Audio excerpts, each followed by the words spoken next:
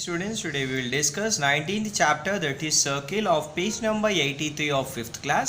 So ఈ circle అనే చాప్టర్లో important terms that are related to circle that we are going to discuss. నన్ను ఈ పేజెస్లో ఏదైతే ఇన్ఫర్మేషన్ ఉందో సో దాన్ని క్లారిటీగా మీకు నోట్స్లో రాసి ఎక్స్ప్లెయిన్ చేస్తున్నాను students. So no need to again once you see all these information and once just have a look and note down the information if required, but this information is more than enough.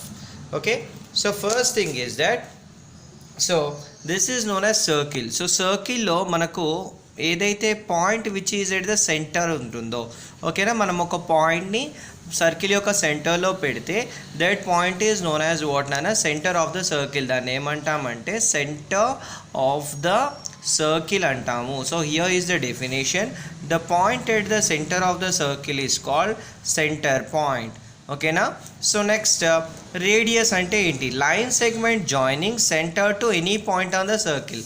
అంటే centre నుంచి వెళ్ళి, ఓకేనా, so circle మీదకి join చేసి, అంటే circle మీద ఏ point అయినా join చేసే లైన్ సెగ్మెంట్ ఉంటుంది కదా, ఇది రేడియస్ అవుతుంది. So this is known as what నానా రేడియస్. సో అట్లా ఇది కూడా ఒక రేడియస్ అవుతుంది. సో ఇప్పుడు సెంటర్ని మనం ఎప్పుడు కానీ ఒక క్యాపిటల్ లెటర్తో చూపెడతాం నాన్న. సో ఇక్కడ ఓ ఈజ్ ఎ సెంటర్ అనుకుందాం. సో సి అని కూడా అనుకోవచ్చు. సో ఇప్పుడు ఓఏ, నెక్స్ట్ ఓబి, నెక్స్ట్ మనం ఇక్కడ సెంటర్ నుంచి any point on the circle, ఓకేనా. సో వీటి రెండింటిని జాయిన్ చేసే లైన్ సెగ్మెంట్ రేడియస్ కాబట్టి నెక్స్ట్ ఓసి, నెక్స్ట్ ఏంటి నాన్న ఇక్కడ ఓడి, నెక్స్ట్ ఏంటి నాన్న ఇది ఓఈ. ఇవన్నీ కూడా ఏమవుతాయి నాన్న? రేడియస్ అవుతాయి, ఓకేనా. సో ఇప్పుడు ఓఏ అంటే ఇది, ఓకేనా. So the line segment joining centre to any point on the circle. So ఇప్పుడు సెంటర్ నుంచి వెళ్ళి ఏదైనా ఒక పాయింట్, సర్కిల్ మీద ఉన్న పాయింట్ని జాయిన్ చేసే లైన్ సెగ్మెంట్ అన్నమాట, ఓకేనా. ఓఏ, ఓబి, నెక్స్ట్ ఏంటిదన్నా ఓసి, నెక్స్ట్ ఏంటిది ఓడి, నెక్స్ట్ ఏంటిది ఓఈ. ఇవన్నీ కూడా ఏంటిదన్నా radius on the radius of the circle అన్నమాట. సో నెక్స్ట్ కార్డ్ అంటే ఏంటి? The line segment joining any 2 points on the circle అన్నమాట.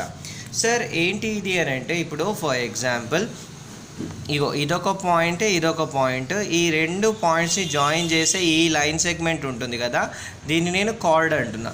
సో లేకపోతే సపరేట్ డ్రా చేస్తాను చూడండి.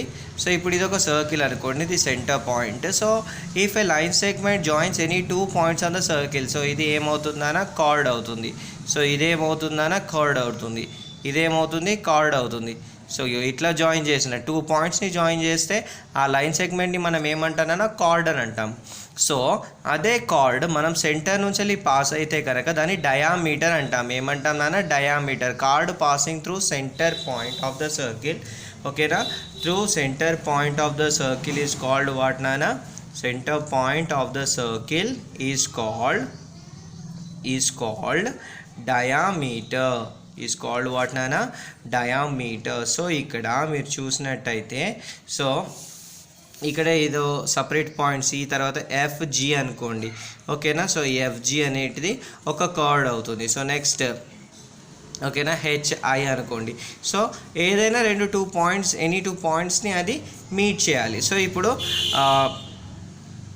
సో నెక్స్ట్ సిఓజే, ఓకేనా. సో ఇది సెంటర్ నుంచి వెళ్ళి పాస్ అవుతుంది, 2 పాయింట్స్ని టచ్ చేస్తుంది, అంటే chord passing through the centre point of the circle.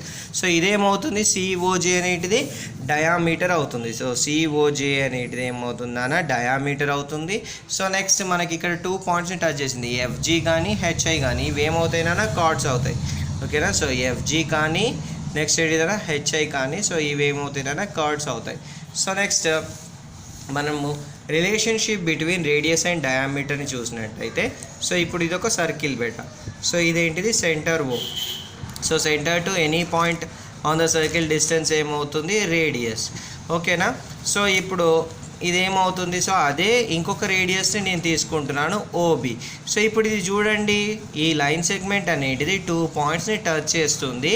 Next ఇది సెంటర్ నుంచి వెళ్ళి పాస్ అవుతుంది, అంటే ఇక్కడ రేడియస్ ఇంకొక రేడియస్ కలిస్తే ఏమవుతుంది నాన్న?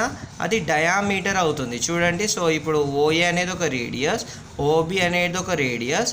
సో ఏఓబి అనేది డయామీటర్, అంటే డయామీటర్ ఏమవుతుంది?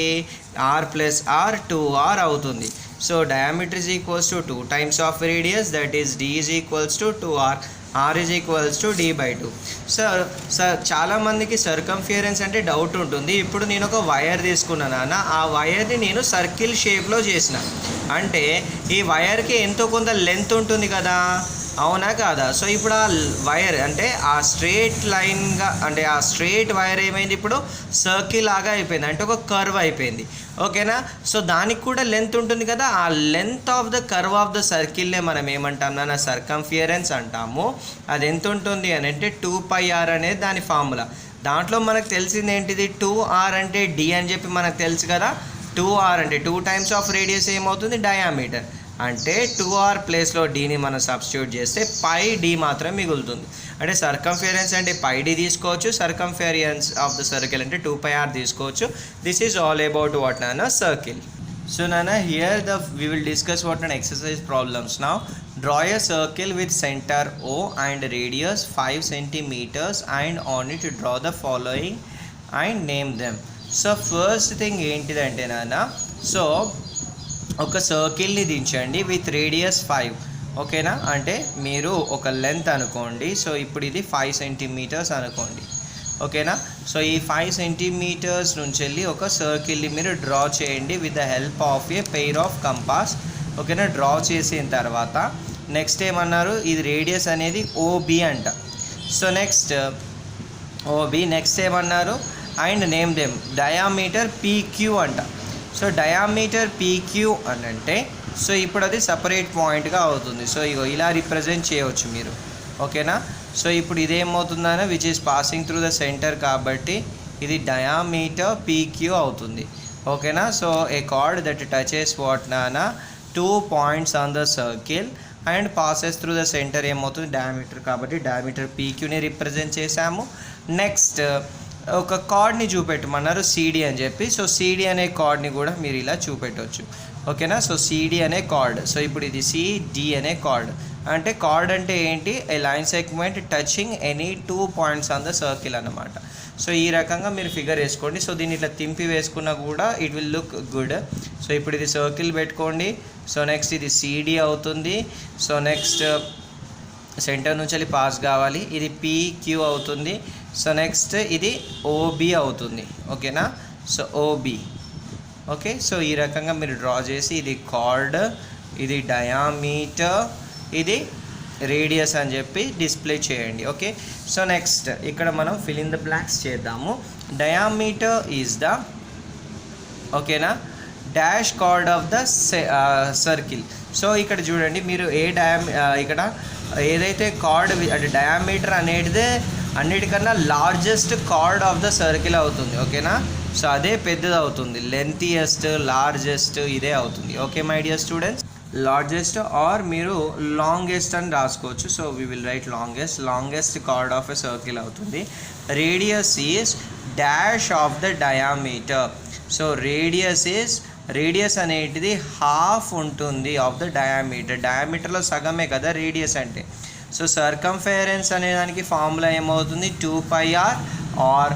సో 2r అంటే ఏంటి నాన్న, మనము ఈ పైన అలా ఉంచేసి 2 into r అంటే that is nothing but diameter. Diameter అనేది 2 times ఆఫ్ రేడియస్ అవుతుంది.